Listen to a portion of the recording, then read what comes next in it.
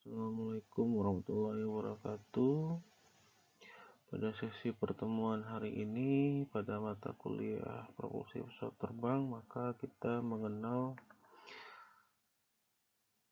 konsep daripada mesin turbin gas yang tentunya rekan-rekan sekalian sudah pada tahu ya. Cuman ini hanya untuk kepentingan nge-review kembali mengenai konsep daripada mesin turbin gas.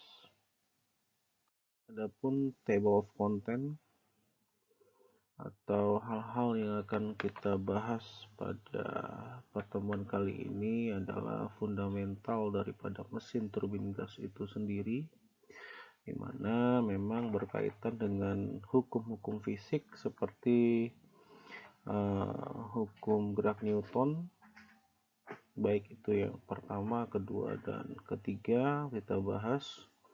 Lalu mengenai convergent and divergent duct atau pengaruh saluran dari suatu engine yang berbentuk konvergen dan divergen, pengaruhnya terhadap perilaku aliran udara. Terus ada the choke nozzle, adalah sebuah pipa keluaran yang pengaruhnya juga terhadap aliran udara.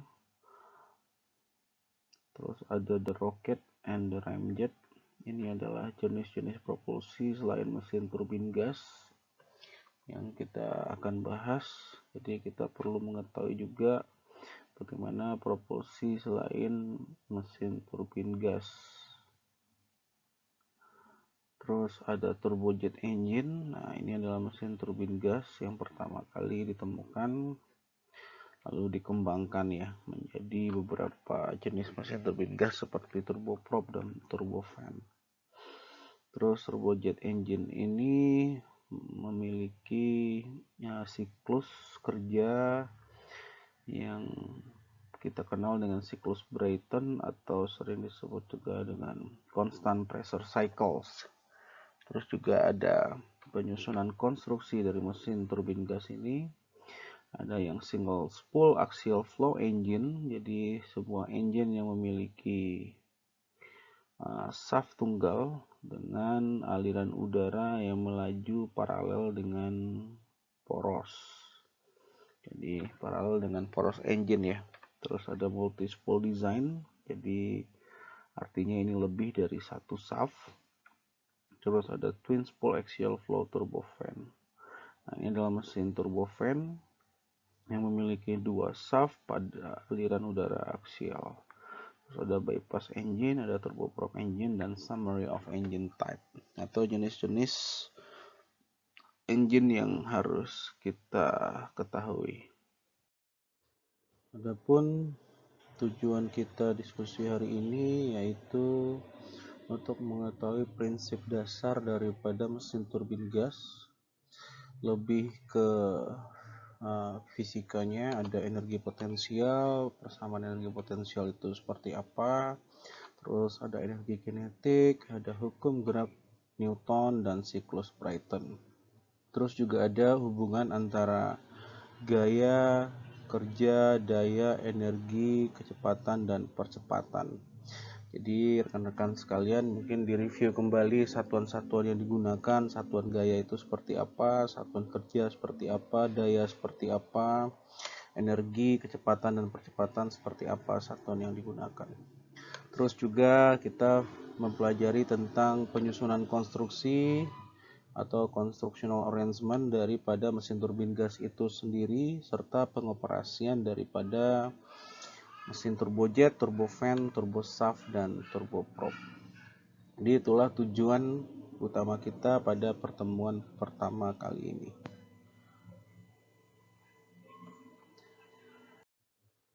Oke, kita masuk ke prinsip dasar atau fundamental. Jadi untuk mengerti dan memahami bagaimana prinsip kerja daripada mesin turbin gas, maka kita harus mengetahui fakta-fakta fisik yang harus kita pelajari, yaitu yang pertama adalah hukum gerak Newton, yang kedua adalah perilaku aliran gas ketika aliran gas itu mengalir melalui sebuah saluran yang penampangnya tidak seragam atau yang tidak konstan.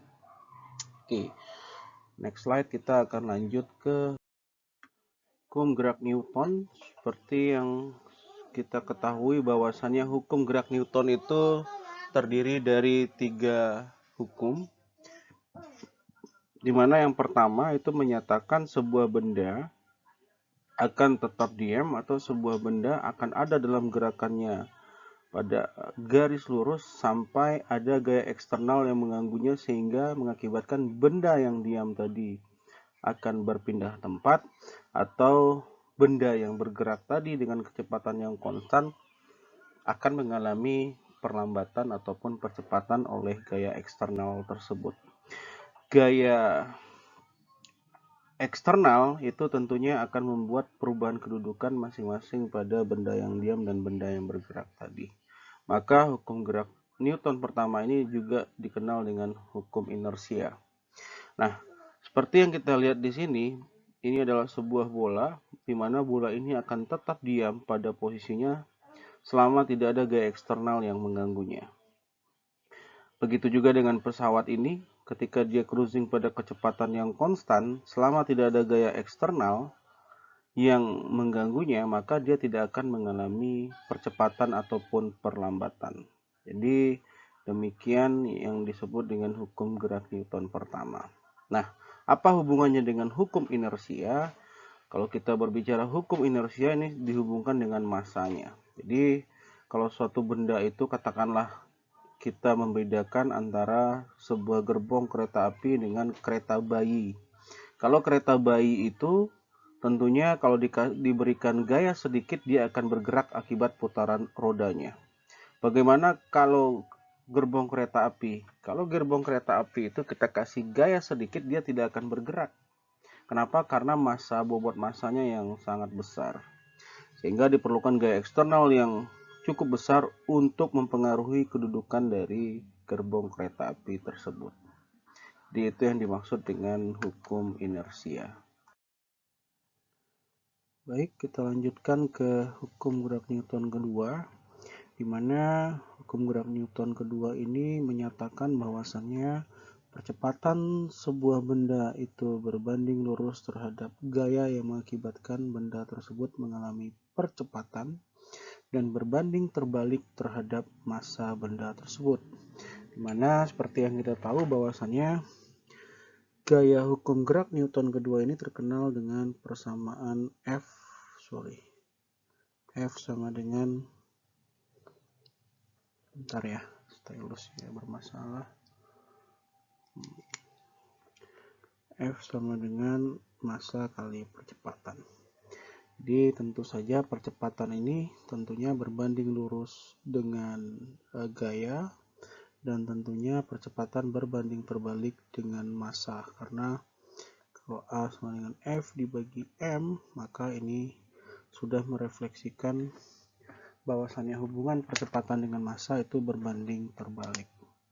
Baik, sebagai contoh aplikasi dari hukum gerak Newton kedua, ini adalah contohnya adalah sebuah pesawat terbang ya, dimana ini pesawat jet yang bergerak dari kondisi 1 ke kondisi 2. Nah, gaya yang dihasilkan itu merupakan hasil dari perubahan momentum terhadap perubahan waktu. Dimana kalau perubahan momentum kita ingat lagi bahwasannya massa dikali dengan kecepatan. Jadi kalau dia berubah dalam satuan waktu, maka terjadi perubahan momentum terhadap waktunya. Jadi ini awalnya T0, V0 dan M0, ini akhirnya T1, V1 dan M1. Nah, X0, X1 ini merefleksikan keadaan atau lokasi awal dan lokasi akhir. Sehingga gaya yang dihasilkan dari perpindahan pesawat itu dari kondisi lokasi 0 ke lokasi 1 yaitu M1 kali V1 dikurang M0 kali V0 dibagi T1 dikurang T0. Karena massanya tidak berubah, karena hukum kekekalan massa, maka massanya M1 dan M0 dianggap sama, dan yang berubah itu adalah perubahan kecepatan terhadap perubahan waktu, di mana V per T itu sama dengan percepatan. Sehingga force sama dengan mass kali acceleration. Jadi di sini parameter-parameter velocity, percepatan, momentum, dan gaya merupakan besaran vektor. Jadi bukan besaran skalar ya. Oke, kita lanjutkan ke hukum gerak Newton yang ketiga. Oke, untuk hukum gerak Newton yang ketiga menyatakan bahwasanya setiap adanya aksi itu sama besar dan berlawanan arah terhadap reaksi. Seperti aplikasi yang kita lihat kalau kita hubungkan dengan pesawat terbang, maka aplikasi dari sebuah mesin turbin gas itu cocok menggambarkan pernyataan dari hukum gerak Newton ketiga ini, karena ada aksi ke belakang, yaitu aliran massa udara diakselerasikan ke belakang, maka engine ini akan terdorong ke depan. Jadi ada aksi arahnya berlawanan dengan reaksi. Jadi kira-kira itu untuk hukum gerak Newton ketiga. Sekarang kita lanjutkan untuk penampang konvergen dan divergen. Kalau konvergen ini adalah sebuah penampang yang mana awalannya penampangnya besar lalu mengecil di bagian keluaran. Jadi yang kita contohkan ini adalah aliran udara yang mengalir dari penampang yang besar ke penampang yang kecil. Jadi ini karena bentuknya dua dimensi, jadi nggak kelihatan bentuk penampangnya ya. Nah, jadi di sini ini adalah tipikal dari saluran konvergen. Nah, karakteristik aliran udara yang akan kita pahami ini adalah karakteristik aliran untuk subsonik ya. Jadi tentunya aliran subsonik ini perilakunya beda dengan aliran yang supersonik. Jadi kalau subsonik ini ketika aliran udara itu mengalir pada penampang dari yang besar ke yang kecil, maka velocity-nya increasing atau meningkat, terus tekanannya itu berkurang dan temperaturnya juga berkurang. Jadi inilah perilaku aliran udara ketika melalui saluran konvergen. Oke, lalu kalau sebaliknya, kalau aliran udara itu mengalir dari penampang yang kecil ke penampang yang besar, maka yang terjadi adalah kecepatannya itu berkurang, tekanannya meningkat, dan temperaturnya meningkat. Jadi untuk perilaku aliran udara subsonik kita lihat di sini, untuk parameter temperatur dan tekanan itu berbanding lurus, sedangkan tekanan dan velocity itu berbanding terbalik. Nah, sekali lagi highlight-nya adalah ini untuk jenis aliran subsonik. Oke, lalu kita lanjut ke next slide. Oke, kita masuk ke choke nozzle. Jadi apa itu choke nozzle? Adalah suatu keadaan di mana aliran udara itu tidak bisa lagi untuk menambah akselerasinya akibat dari perubahan perilaku aliran yang awalnya subsonik karena melewati katakanlah penampang yang konvergen seperti yang tadi disampaikan di slide sebelumnya. Kalau subsonik itu melewati penampang yang konvergen, maka tentunya kecepatannya akan bertambah. Namun pertambahannya itu apabila menyebabkan kecepatannya meningkat sampai ke kecepatan sonic speed atau kecepatan suara, maka perilakunya akan berubah, di mana pola aliran ketika dia melewati masih daerah yang konvergen, maka dia akan justru berdeselerasi atau tidak menambah nilai daripada kecepatannya. Nah, hal ini dapat sekali terjadi untuk aliran udara yang melewati nozzle pada saluran yang konvergen. Nah, jadi statement yang saya sampaikan tadi dapat kita highlight, sekali aliran udara itu berubah dari subsonik ke kecepatan sonik, maka tidak mungkin untuk meningkatkan kecepatannya jauh lebih besar lagi. Nah, hal atau fenomena yang terjadi ini kita sebut dengan choke atau tersedak ya. Di aliran udara itu tidak bisa menambah akselerasinya. Nah, Namun ada salah satu solusinya, yaitu saluran yang konvergen tadi harus ditambahkan dengan saluran yang divergen. Jadi sehingga nozzle itu berbentuk konfigurasi saluran convergent and divergent duct.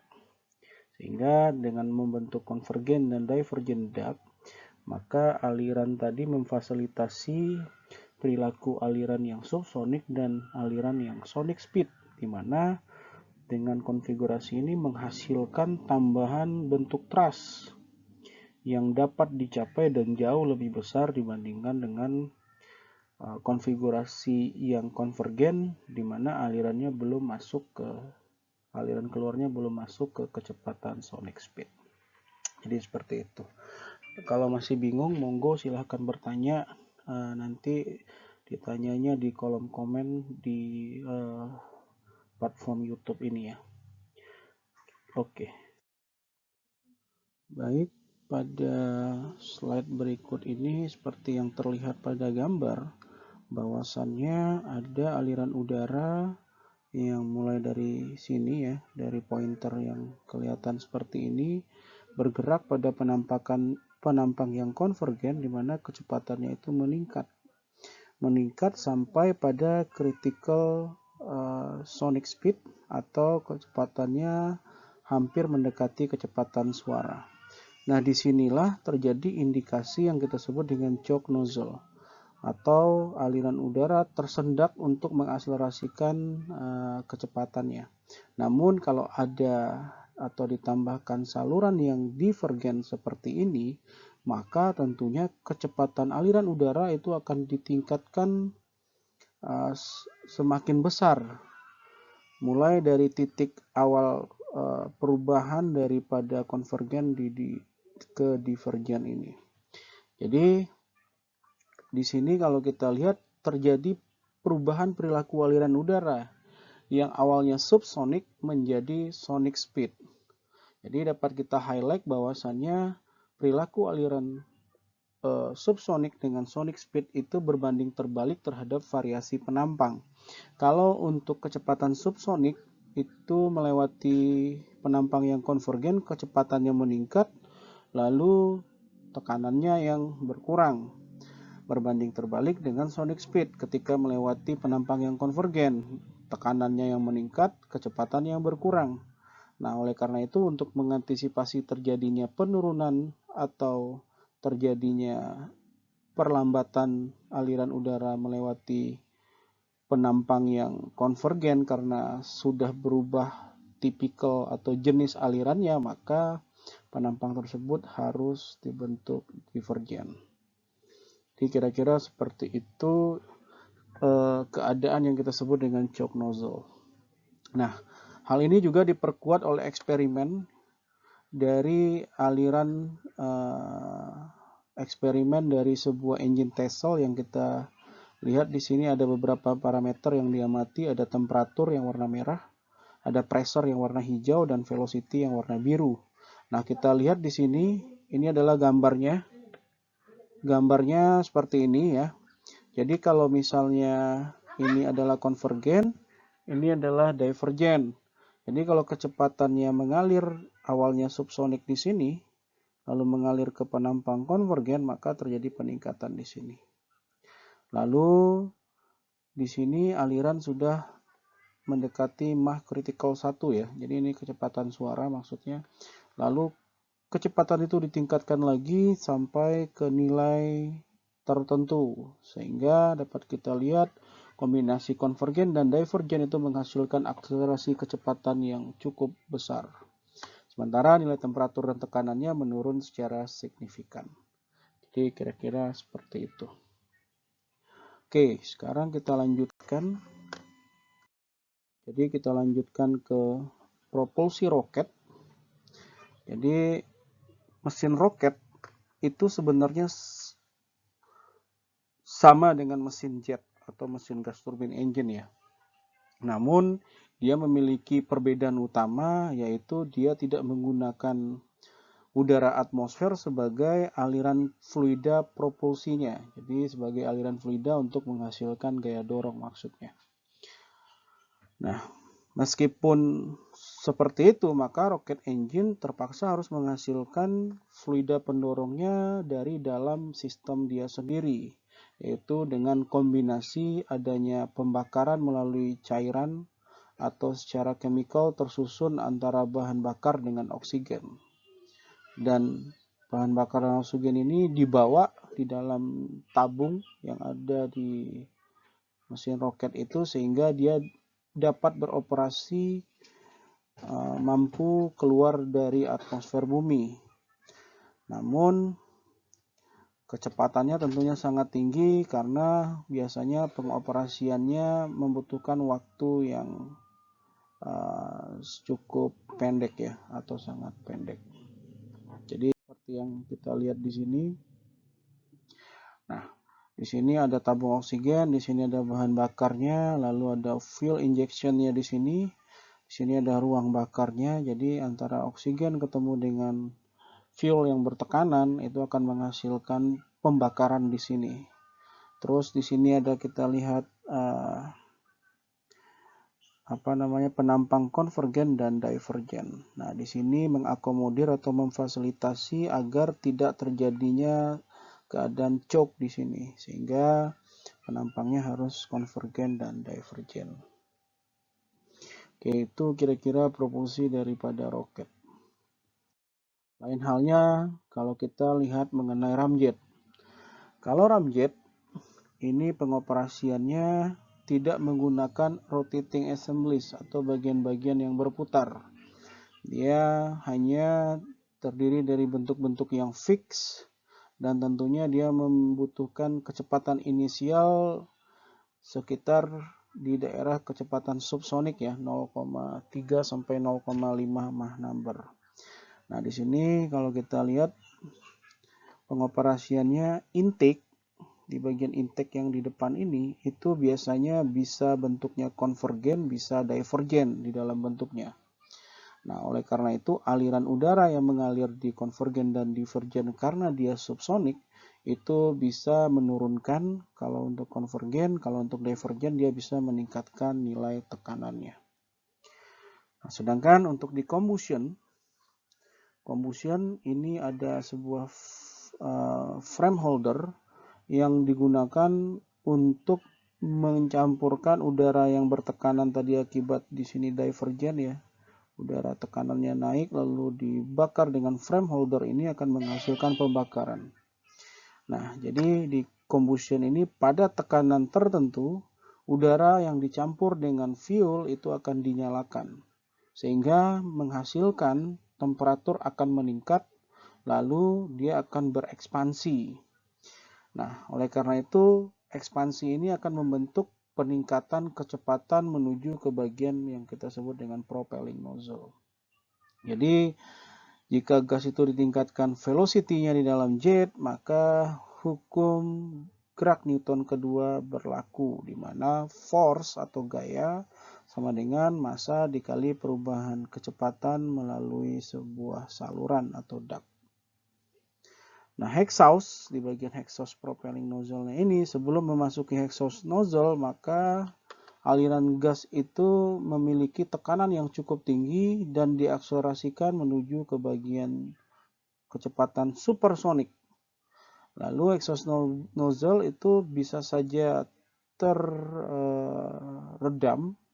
atau tersedak, maka gaya yang dihasilkan sebagai hasil dari percepatan itu kita sebut dengan thrust momentum atau momentum thrust atau juga kinetic thrust. Jadi thrust yang dihasilkan akibat dari perubahan kecepatan.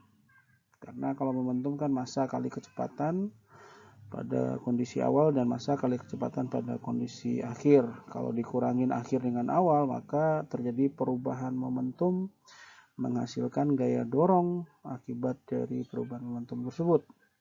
Nah, ada jenis kedua dari thrust yang dihasilkan dari bagian yang divergen. Jadi di sini kelihatannya agak, walaupun di sini kelihatan agak lurus, tapi ini sebenarnya semakin besar ya penampaknya ke bagian luar.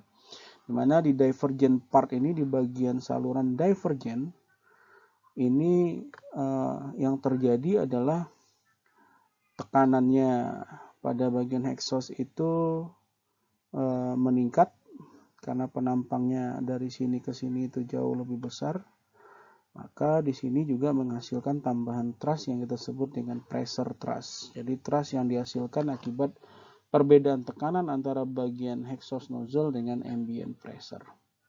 Nah, jadi itu tambahan kalau di exhaust itu menggunakan bagian divergen atau bagian exhaust nozzle yang berbentuk saluran divergen.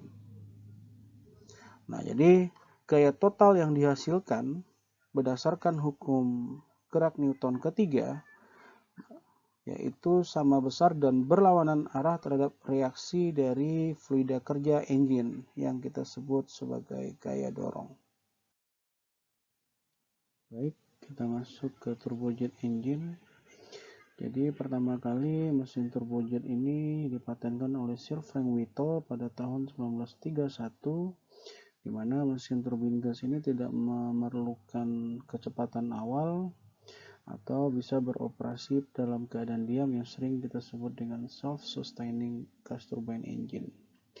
Nah, Sir Frank Whittle ini mengakomodasi bahwasannya sebuah engine itu terdiri dari single rotating spool atau sebuah poros tunggal yang terdiri atau terpasang dengan kompresor dan turbin.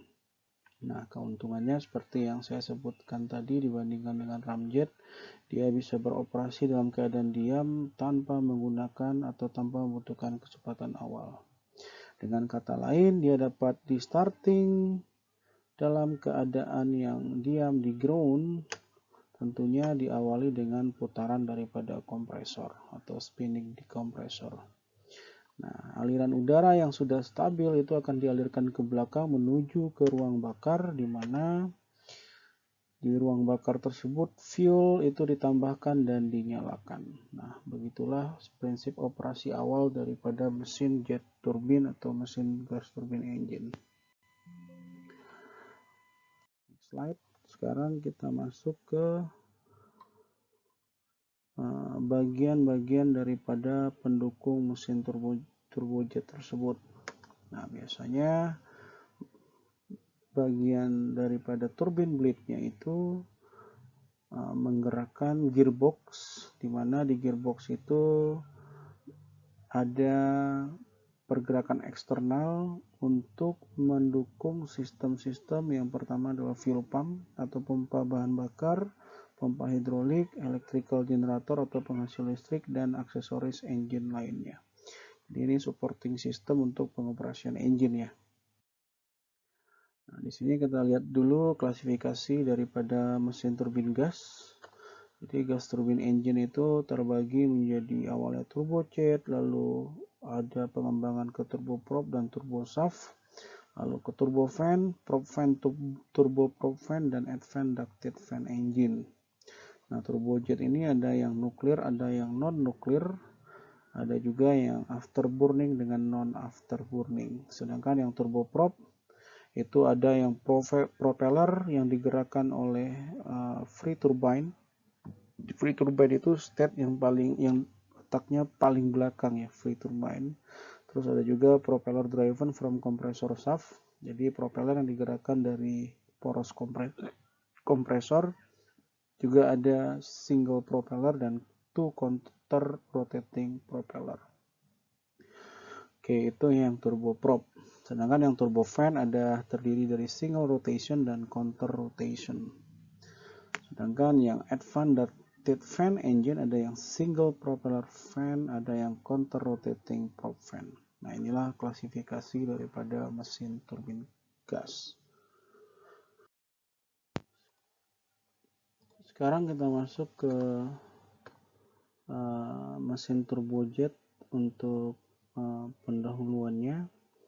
Jadi mesin turbojet engine ini diperkenalkan untuk sebagai penggerak pesawat yaitu pada awal tahun 1940-an, di mana mesin turbojet ini memiliki nilai thrust persatuan berat yang jauh lebih tinggi dibandingkan dengan mesin yang digerakkan oleh piston, sehingga dengan menghasilkan thrust yang jauh lebih tinggi dengan dibandingkan piston, maka tentunya dia menghasilkan jarak atau jangkauan yang lebih jauh, beban bawaan yang jauh lebih tinggi, dan biaya pemeliharaan yang jauh lebih rendah. Karena kalau misalnya mesin piston itu mekanismenya sangat banyak, mekanikalnya sangat banyak, dan bagian mekanikalnya kecil-kecil ya, dibandingkan dengan mesin jet yang hanya menggunakan turbin wheel dan kompresor. Jadi itu walaupun ada mungkin attachment pemasangan yang harus dilakukan, tapi secara keseluruhan biaya pemeliharaannya jauh lebih rendah dibandingkan dengan mesin piston. Nah, jadi pada waktu itu pesawat militer dan pesawat business jet itu menggunakan mesin turbojet. Kita lanjutkan.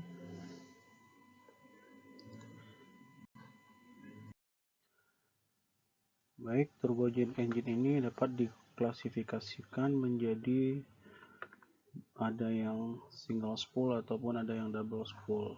Jadi kalau yang single spool itu maksudnya adalah satu poros, sedangkan double spool adalah poros ganda.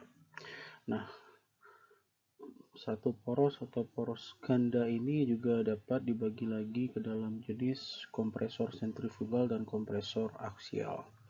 Nah, di slide berikutnya pada gambar 1.43 dan 1.44 diperkenalkan dua jenis kompresor yang dipekerjakan di dalam single spool turbojet. Ini gambar 143 adalah turbojet single spool centrifugal kompresor, yang berarti bahwasannya mesin turbojet ini terdiri dari poros tunggal dengan menggunakan jenis centrifugal kompresor. Jadi ini adalah jenis centrifugal kompresor, aliran udara itu masuk bisa dari atas maupun dari bawah, lalu ini double sided ya, double entry single stage centrifugal turbojet. Jadi artinya untuk tempat aliran udara masuknya ada dua sisi, itu sisi atas dan sisi bawah, lalu aliran udara sama-sama dilontarkan menuju ke ruang bakar. Dari ruang bakar ini masuk ke turbin lalu menuju ke nozzle. Nah, itu untuk gambar 1.43. Sedangkan untuk gambar 1.44 turbojet single spool axial kompresor, artinya di sini adalah sebuah turbojet yang terdiri dari poros tunggal dengan kompresor aksial. Jadi perbedaannya kalau aksial itu state-nya lebih banyak dan bentuk strukturnya semakin ke dalam semakin rapat. Tujuannya tentunya untuk meningkatkan tekanan semakin progresif, lalu untuk mencegah terjadinya back pressure atau aliran udara tekanan berbalik ke belakang. Lalu setelah keluar dari kompresor aksial ini masuk ke ruang bakar, lalu masuk ke turbin, lalu keluar melalui nozzle. Jadi di sini merepresentasikan dua gambar, yang satu double entry single stage centrifugal turbojet, yang satu lagi single spool axial flow turbojet. Jadi representasi sentrifugal dan aksial ini menggambarkan arah alirannya. Kalau sentrifugal itu arahnya radial, kalau aksial itu arahnya paralel atau searah dengan poros. Oke, kita lanjutkan. Nah, kita masuk ke single spool axial flow engine. Single spool axial flow engine ini adalah sebuah mesin dengan aliran aksial yang terdiri dari satu poros. Nah, biasanya untuk mesin turbojet yang menggunakan satu poros aliran aksial itu menghasilkan gaya dorong dari akselerasi aliran gas panas. Jadi udara memasuki inlet engine dan mengalir menuju ke kompresor, di mana tekanannya meningkat. Jadi setelah tekanannya ditingkatkan di kompresor, lalu masuk ke di daerah diffuser ini namanya, lalu masuk ke snout. Snout ini mulut daripada tabung combustion chamber, lalu masuk ke combustion chamber, di mana aliran udara bertekanan dan bahan bakar itu dicampurkan dan dinyalakan sehingga terjadilah pembakaran di sini. Lalu hasil pembakaran ini akan diteruskan ke turbin untuk diekspansikan. Jadi kalau di kompresor itu tugasnya adalah compression, kalau di turbin tugasnya adalah expansion atau ekspansi ya. Lalu udara tersebut menuju ke nozzle untuk diakselerasikan. Jadi perbedaan momentum bagian exhaust dengan bagian intake inilah yang disebut dengan gaya dorong.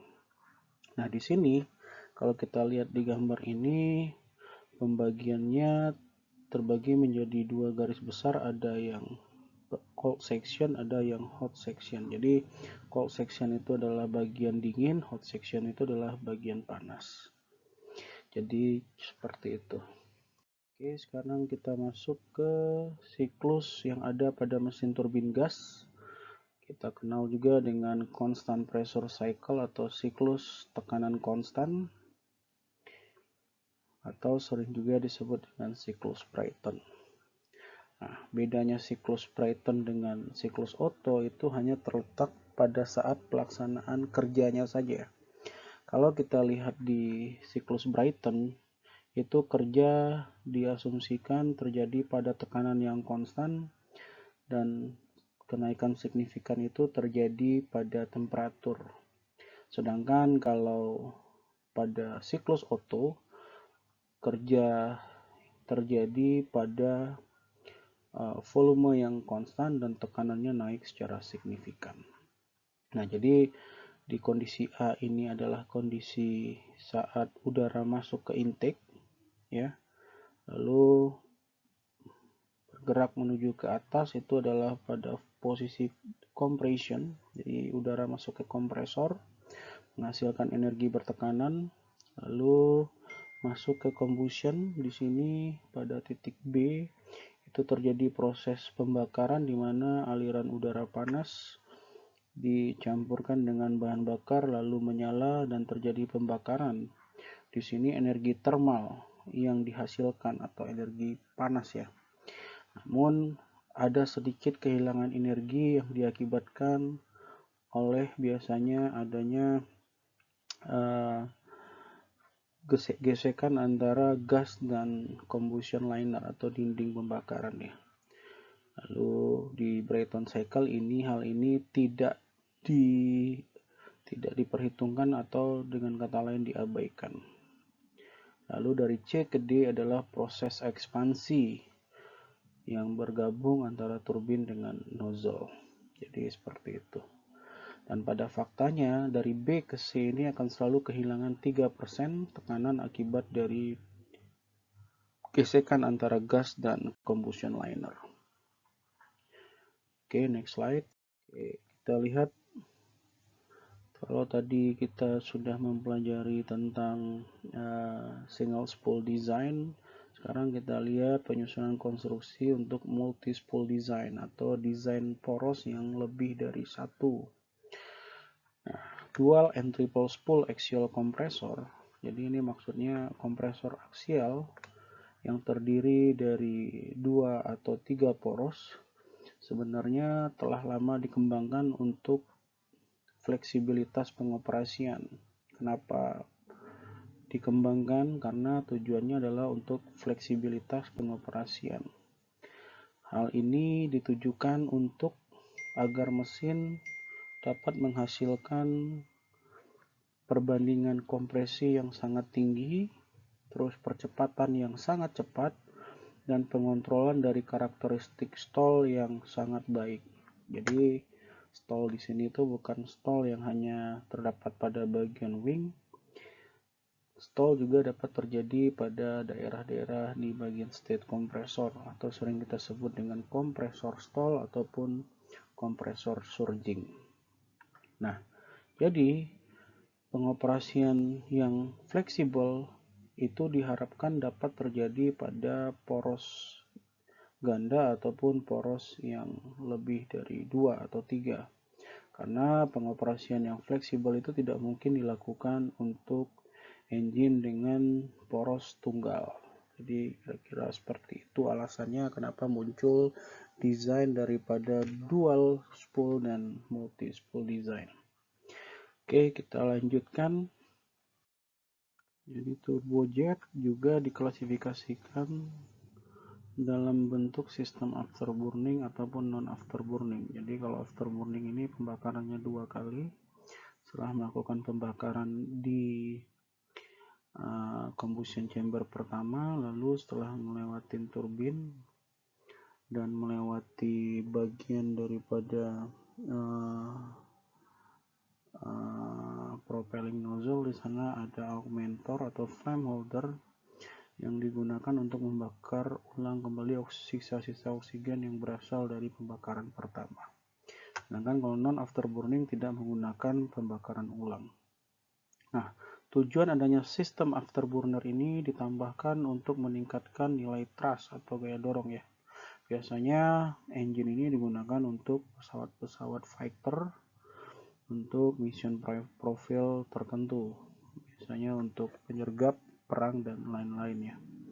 Nah, namun kelemahannya tentu ada ketika pilot itu terbang terlalu lama dengan kondisi afterburnernya diaktifkan, maka biasanya bahan bakarnya akan cepat habisnya, dan tentunya afterburner diaktifkan kalau memang ada misi-misi khusus yang harus segera diselesaikan, tentunya sebelum bahan bakarnya habis.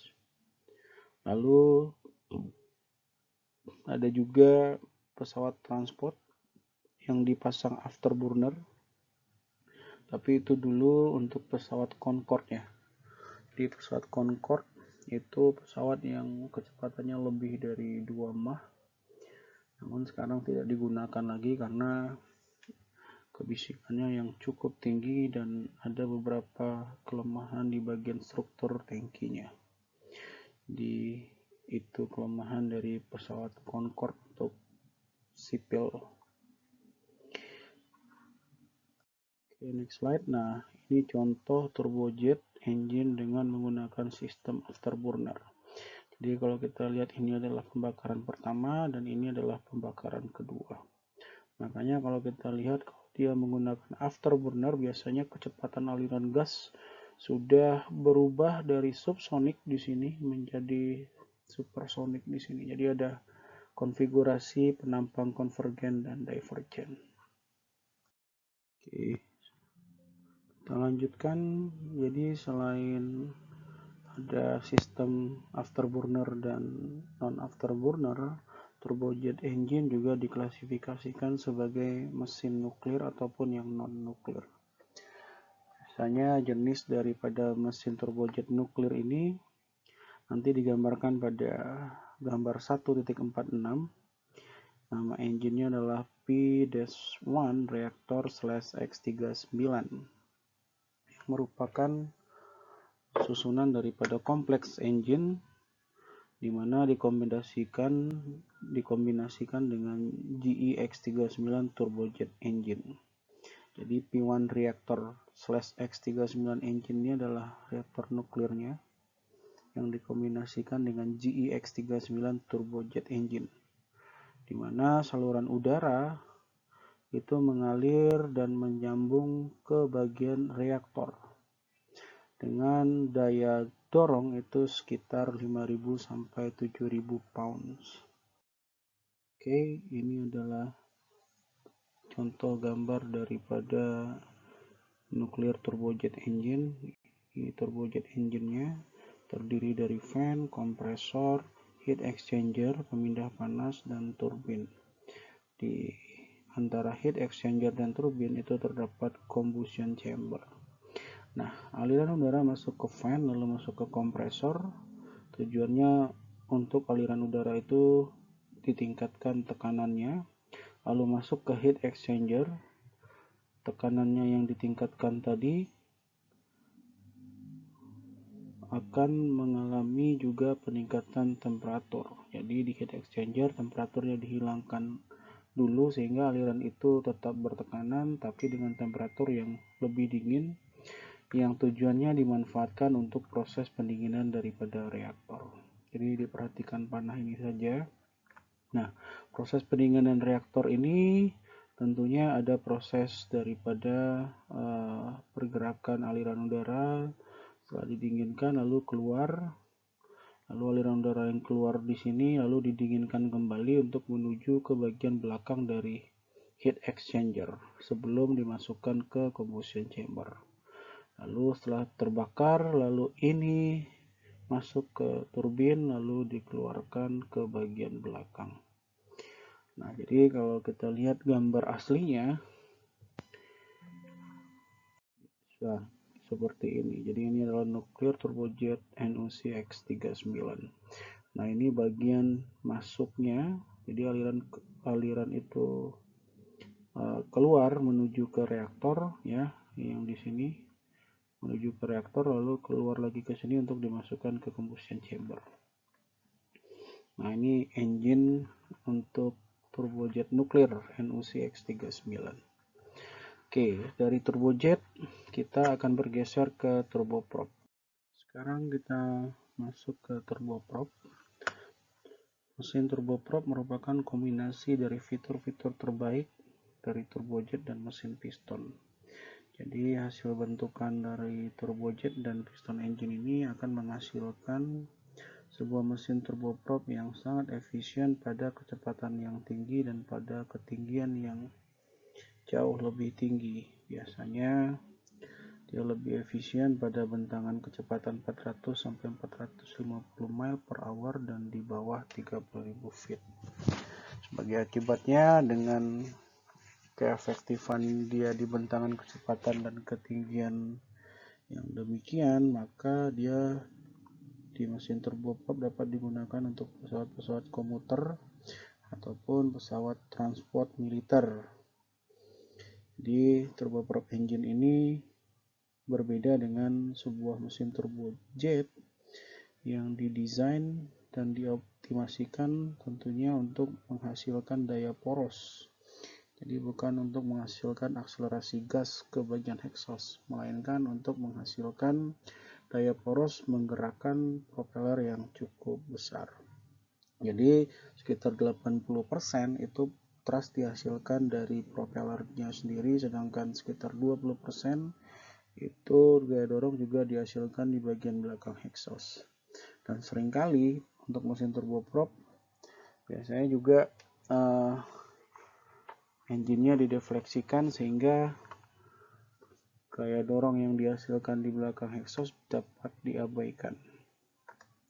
Nah, biasanya mesin turboprop ini menggunakan mesin turbin gas untuk memutar propeller yang cukup besar. Jadi biasanya penggeraknya itu adalah ada yang kita sebut dengan free turbin. Jadi putaran turbin pada bagian belakang itu dikonsentrasikan hanya untuk memutar propeller shaft atau poros propellernya. Poros propeller itu disambung ke propeller melalui sebuah turbin dan juga dihubungkan pada sebuah gearbox yang mengontrol kecepatan daripada propeller. Jadi ada sebuah gearbox yang kita sering sebut juga dengan reduction gear, di mana reduction gear ini berfungsi untuk mengurangi kecepatan putaran antara main shaft dengan propeller shaft. Tujuannya tentunya untuk menghindari terjadinya tip stall pada bagian propeller. Jadi putaran propeller yang sangat efisien dan cukup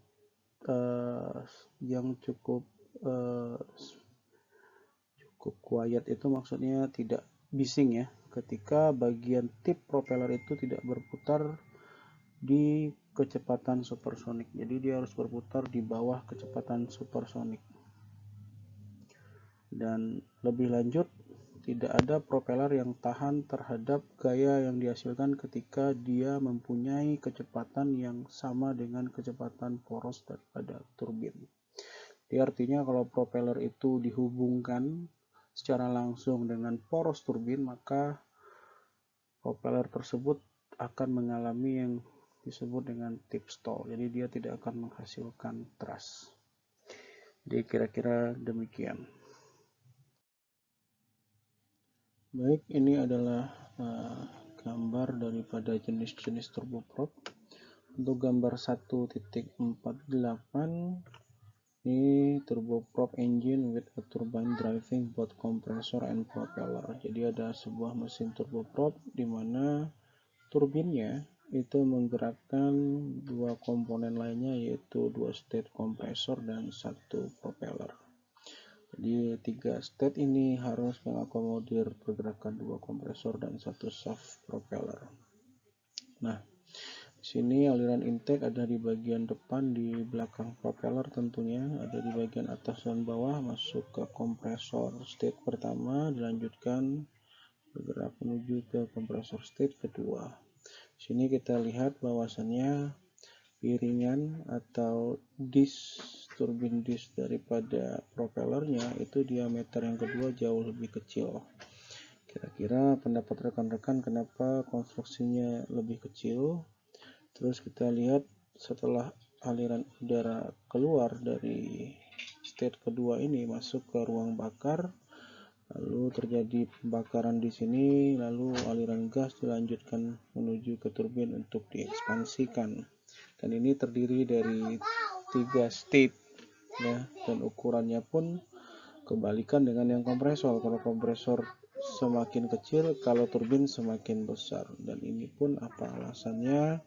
Lalu aliran udara itu bergerak menuju ke bagian belakang exhaust.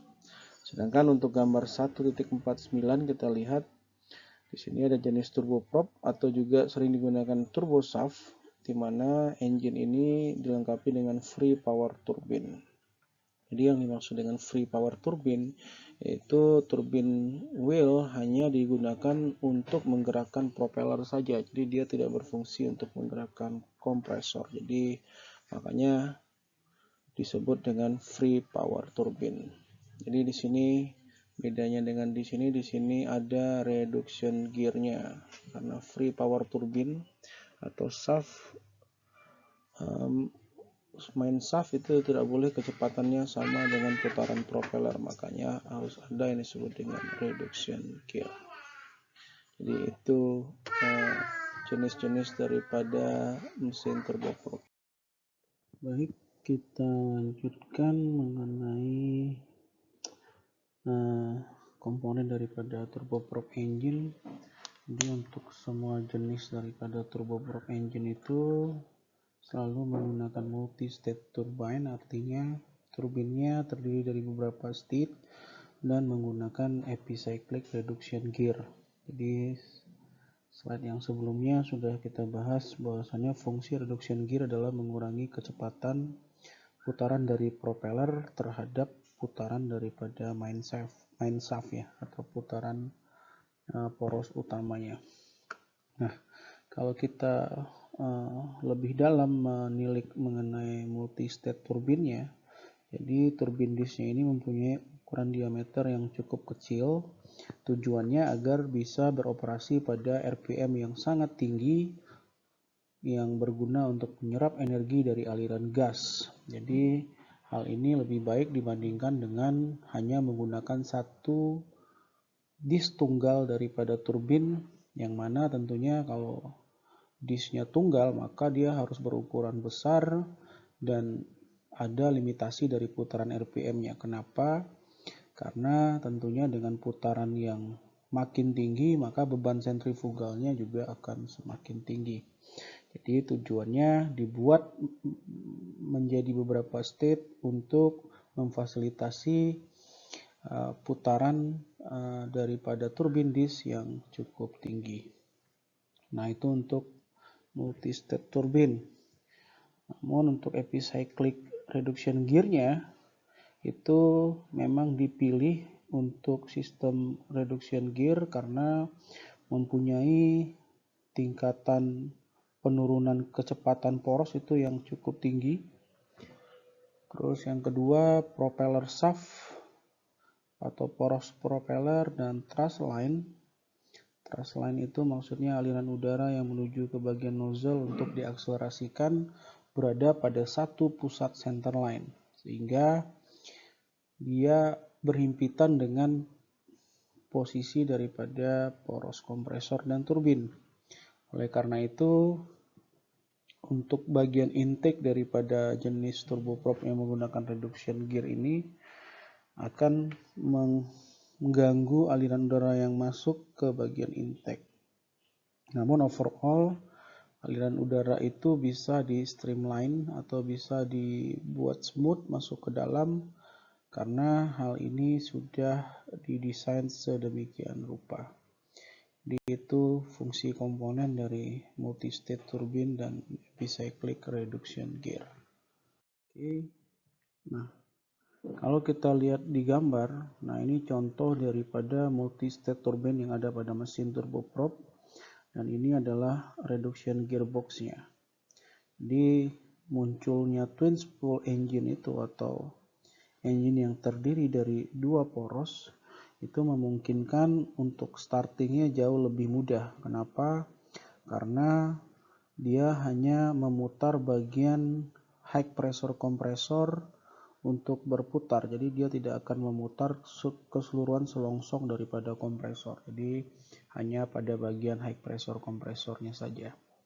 Selain itu, twin spool engine atau engine dua poros ini memiliki spesifikasi tahan terhadap hentakan yang jauh lebih baik dibandingkan dengan yang single spool. Jadi dia juga mampu untuk beroperasi pada kecepatan optimumnya. Selain itu, jenis ini juga menghasilkan thrust engine di pada bagian belakangnya. Namun sebagai contoh di atas, pergerakan propeller pada bagian ujungnya itu digerakkan oleh low pressure kompresor melalui sebuah reduction gear. Jadi kira-kira seperti itu fungsi daripada multi-state turbine dan gearbox yang ada di turboprop engine. Oke, sekarang kita masuk ke turboshaft. Di turboshaft engine itu didefinisikan sebagai engine yang digunakan untuk memberikan daya putar terhadap helikopter. Sebenarnya untuk layoutnya itu antara turboshaft dan turboprop itu sama. Namun perbedaannya yaitu untuk hasil thrust atau gaya dorong propulsi sisanya itu biasanya dialirkan untuk menggerakkan propeller. Sedangkan itu untuk yang turboprop ya. Sedangkan untuk yang turboshaft engine untuk proses terjadinya expansion di dalam turbin, maka ada sebuah sistem yang diarahkan exhaust-nya pada sudut 90 derajat. Tujuannya adalah memang untuk menghilangkan thrust yang ada di bagian belakang. Artinya turbin menyerap secara keseluruhan panas yang dihasilkan dari ruang bakar untuk diputar semaksimal mungkin oleh turbin. Tujuannya tentunya untuk memutar blade yang ada di helikopter. Dan perbedaan lainnya antara turboprop dan turboshaft, untuk turboshaft itu main gearbox-nya merupakan bagian daripada helikopternya sendiri, atau yang sering disebut dengan rotor reduction gearbox. Jadi bukan di dalam engine. Jadi bukan tergabung dalam engine seperti turboprop, tapi dia terpisah bagiannya dan menyatu ke bagian helikopternya. Nah, secara sistemnya turboshaft ini mempunyai free power turbine juga, dan meskipun biasanya ini banyak sering dipakai di mesin turboprop modern. Jadi kira-kira itu perbedaan turboprop dan turboshaft. Oke, kita lanjutkan ke turbofan engine. Jadi turbofan engine ini didesain dengan memanfaatkan kelebihan dari mesin turboprop dan mesin turbojet. Jadi untuk turbopropnya di turbofan itu ada sebuah propeller internal dengan ukuran yang besar Jadi maksudnya propeller internal ini adalah propeller yang diducted atau diberikan selongsong atau juga ditutup maksudnya. Jadi itu yang dihubungkan dengan turboprop-nya, dan juga selain itu ada dua aliran yang mengalir melalui engine. Jadi ada yang hot air, ada yang cold air. Jadi kalau yang cold air itu yang melewati bypass duct, kalau yang hot air yang melewati core engine. Nah, primary stream ini maksudnya adalah aliran utama daripada udara di mesin turbofan engine itu mengalir melalui semua komponen yang sama halnya seperti mesin turbojet. Jadi dia melewati kompresor, melewati combustion chamber, dan juga melewati turbin. Sementara untuk secondary air atau udara yang melewati bypass duct itu setelah melewati fan, dia melewati keluaran saluran menuju ke second nozzle atau saluran gas buang kedua yang diidentifikasikan sebagai cold nozzle atau nozzle dengan aliran udara dingin, atau juga bisa menggunakan konsep campuran antara udara dingin dan udara panas yang meninggalkan turbin. Dan kedua aliran udara dingin dan panas ini akan bergabung dan menyatu membentuk sebuah aliran yang menuju ke nozzle yang tunggal. Jadi kira-kira itu konsep dasar daripada mesin turbofan. Oke, kalau kita lihat jenis daripada turbofan, ada twin spool axial flow turbofan. Ini adalah sebuah turbofan yang terdiri dari twin spool atau dua shaft dengan aliran aksial. Makanya namanya twin spool axial flow turbofan. Jadi definisinya kalau dia two spool, dia biasanya bagian daripada state kompresornya terbagi dua. Di bagian paling depan itu adalah low pressure kompresor, dan bagian belakangnya adalah high pressure kompresor. Nah, low pressure kompresor ini satu shaft dengan yang kita sebut dengan low pressure turbine. Jadi low pressure kompresor ini letaknya di belakang, di depan. Low pressure turbine letaknya di belakang, paling belakang daripada state turbine. Sedangkan kebalikannya, kalau high pressure kompresor itu terletak paling belakang, itu satu shaft dengan high pressure turbine yang terletaknya paling depan. Nah, jadi itu constructional arrangement atau pengaturan layout daripada jenis mesin turbofan. Nah, ini kita lihat ada jenis twin spool low bypass turbofan. Jadi artinya nanti aliran udara yang melewati bagian dari low pressure kompresor, setelah melewati low pressure kompresor ini, saya gambarkan ya. Tulis dulu sebentar. Ini masuk ke sini setelah melewati outlet daripada low pressure kompresor. Aliran ini terbagi dua, ada yang melewati bypass duct, ada yang melewati high pressure kompresor atau kita sebut dengan hot section, sedangkan yang bypass duct kita sebut dengan cold section. Jadi masuk ke sini, di cold section ini dia akan menyatu di bagian sini. Dan aliran yang di sini itu masuk ke combustion chamber lalu masuk ke belakang dan menyatu dengan aliran dingin tadi untuk dihembuskan ke belakang atau diakselerasikan gasnya ke belakang. Nah, di sini dikatakan bahwasannya jenis engine ini memiliki dua poros dengan penambahan low pressure kompresor pada bagian depan dengan diameter yang jauh lebih besar daripada sebelumnya. Tujuannya kenapa diameternya besar, yaitu untuk menarik aliran udara massa udara yang cukup besar yang dibutuhkan oleh high pressure kompresor.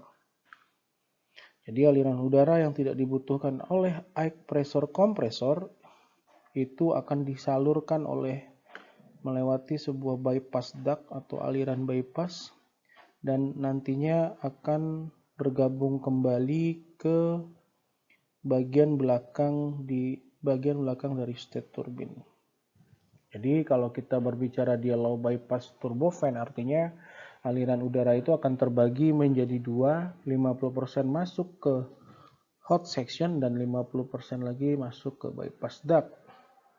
Sehingga tentunya dengan adanya pemisahan aliran ini, maka laju spesifik fuel consumption-nya atau konsumsi bahan bakarnya juga lebih rendah dibandingkan dengan pure turbojet ya. Jadi kalau low bypass engine untuk jenis ini didefinisikan mempunyai bypass ratio 3:1 atau kurang dari 3:1.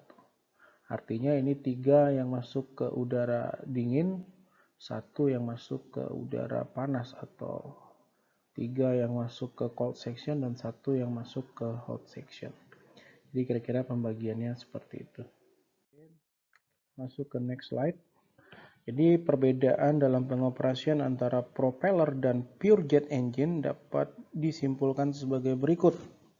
Yang pertama adalah sebuah propeller itu bisa mengakselerasikan sejumlah besar aliran udara menuju ke bagian belakang dengan laju aliran yang rendah. Jadi artinya kalau kita bikin pakai rumus, maka thrust itu sama dengan, sebentar, ini stylusnya bermasalah juga.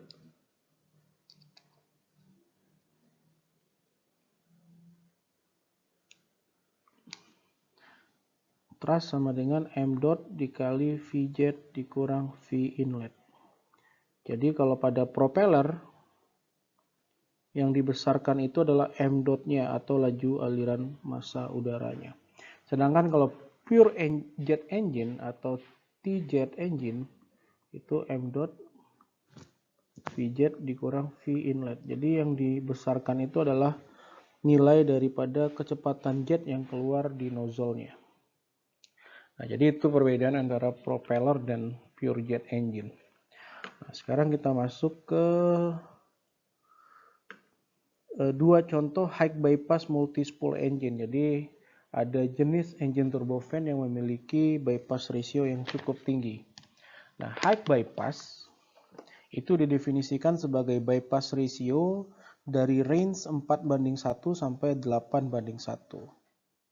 Namun, riset mengenai bypass ratio ini tetap berlanjut sampai para saintis mengembangkan menuju ke 10:1 atau lebih. Jadi tujuannya adalah untuk menghasilkan laju penggunaan bahan bakar yang jauh lebih rendah dibandingkan dengan turbojet tentunya. Oleh karena itu, prinsip daripada turbofan ini adalah mesin yang memang dibutuhkan oleh semua saintis dan semua pengguna daripada pesawat terbang. Ya, di mana dia memang mengakselerasikan sejumlah massa yang besar dengan laju yang tentunya lebih besar daripada propeller. Jadi itu kelebihan daripada turbofan karena dia masih ada thrust yang memang tidak besar dari turbojet tapi cukup untuk menambah additional thrust yang ada pada fan blade tadi. Baik, dari kedua gambar ini dapat kita refleksikan dari slide sebelumnya bahwasannya kalau sebuah mesin piston engine mekanismenya digunakan untuk menggerakkan propeller shaft atau poros propeller, maka yang ada adalah laju aliran massa udara itu diambil sebesar mungkin untuk dilepaskan ke belakang dengan kecepatan yang relatif lebih rendah tapi nilai massanya lebih besar. Sedangkan untuk pure turbojet engine itu massa udaranya relatif lebih kecil tapi akselerasi gasnya jauh lebih besar dibandingkan dengan aliran udara yang dihembuskan oleh bagian belakang daripada propeller.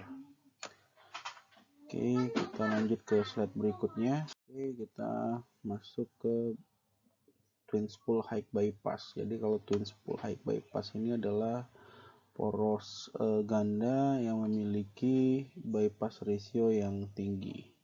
Biasanya jumlah udara yang melalui bypass section atau melewati fan ini biasanya 5-6 kali dibandingkan dengan yang masuk ke ruang bakar. Jadi kira-kira 80% thrust itu dihasilkan dari aliran udara bypass, yaitu aliran udara yang melewati fan. Jadi kalau kita lihat di sini, jadi aliran udara itu tidak masuk ke sini di sebelah gambar sebelah kiri ini ya, tapi masuknya ke atas sini ataupun begitu juga yang di sini. Jadi masuknya itu ke fan terus ke belakang, terus menyatu lagi di bagian belakang turbin. Jadi ini yang bypass duct, ini yang melewati core engine. Jadi kira-kira seperti itu. Ini berbagai bentuk daripada layout mesin turbin gas. Ada yang two-stage centrifugal flow turbopropeller engine. Jadi ini adalah sebuah mesin turboprop engine yang dimana komponen-komponennya terdiri dari dua state centrifugal flow, artinya alirannya mengarah radial ya. Dia ada dua state mengarah radial, lalu masuk ke ruang bakar, lalu dialirkan melewati ke turbin, lalu dikeluarkan ke nozzle. Terus ada juga twin spool axial flow turbopropeller engine. Ini juga untuk turboprop, namun kompresor yang digunakan terdiri dari dua state juga, ada yang low pressure kompresor, ada yang high pressure kompresor, tapi aliran udaranya aksial, jadi beda dengan yang tadi yang radial ya. Terus juga ada twin spool turbo shaft engine with free power turbine. Jadi ini mesin turbo shaft yang digunakan pada helikopter menggunakan poros ganda, menggunakan free power turbine. Jadi free power turbine itu langsung terkoneksi ke bagian blade daripada helikopter itu sendiri. Oke, terus juga ada twin spool axial flow bypass turbojet engine. Nah, ini adalah sebuah mesin turbojet engine yang menggunakan poros ganda di mana alirannya aliran aksial. Tentunya dia menggunakan karena dia poros ganda menggunakan low pressure kompresor dan high pressure kompresor. Nah, low pressure kompresor ini juga seperti yang kita kenal sering disebut dengan N1, pasangannya adalah low pressure turbine, dan high pressure kompresor sering kita sebut dengan N2, pasangannya adalah high pressure turbine. Terus juga ada triple spool axial flow front fan turbojet engine. Nah, ini adalah turbojet engine yang menggunakan poros sebanyak 3 karena triple spool. Jadi aliran udara itu masuk ke low pressure kompresor di bagian fan, terus terbagi menjadi 2. Ada yang masuk ke core engine, ini adalah intermediate pressure kompresor, ini adalah high pressure kompresor. Ini bypass duct-nya yang melewati aliran dan menyatu di bagian belakang turbin. Jadi ini kalau kita lihat dimensi daripada luasan penampangnya ini jauh lebih besar yang melewati aliran udara yang melewati bypass duct dibandingkan dengan core engine. Makanya namanya adalah high bypass ratio. Oke, kita lanjutkan. Di sini ada axial flow contra rotating prop fan. Jadi ada prop fan, bilahnya itu low aspect ratio, bilahnya itu speknya itu low aspect ratio, sehingga bilah-bilahnya lebar dan arahnya pun berlawanan satu sama lain. Dia digerakkan oleh poros dengan pergerakannya melalui turbin. Jadi ada free power turbine yang menggerakkan bagian belakang propeller fan ini. Oke, terus ada juga twin spool axial flow contra rotating rear fan. Jadi di sini dia menggunakan dua poros, sama halnya seperti yang di atas, tapi dia ada duct tape-nya di sini. Dan di sini pergerakannya diatur oleh dua poros. Pergerakannya juga contra rotating. Jadi demikian inisial daripada pendahuluan mesin turbin gas. Jadi kita lanjutkan ke slide berikutnya. Kalau memang ada pertanyaan atau ada diskusi dari apa yang disampaikan ini kurang jelas, mohon diinfokan dan bisa dikomen di link yang telah diberikan. Saya cukupkan. Wabillahi taufiq wal hidayah. Wassalamualaikum warahmatullahi wabarakatuh.